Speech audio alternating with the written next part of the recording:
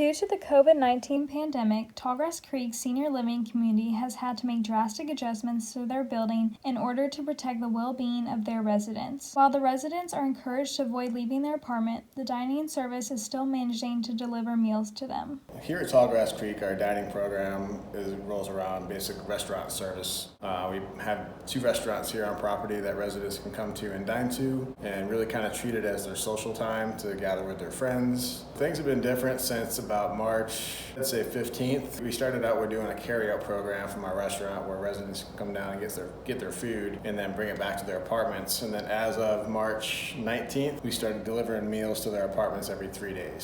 So definitely a big change for us and for them. We're responsible for delivering 3 meals every 3 days to their apartments, and it's a big production. We have basically about 2,100 meals coming out of the kitchen at one day. That includes breakfast, snacks, full entree meal with sides and desserts. Big, total different operation than what we're used to, and residents have been really enjoying the food we've been providing, but definitely miss their restaurant time and social hour. So we're hoping things get back to normal soon.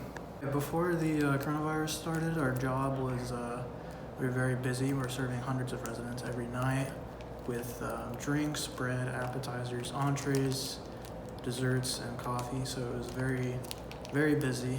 After the coronavirus hit, it's been very, very easy, very slow. All we've been doing is delivering meals and packing bags.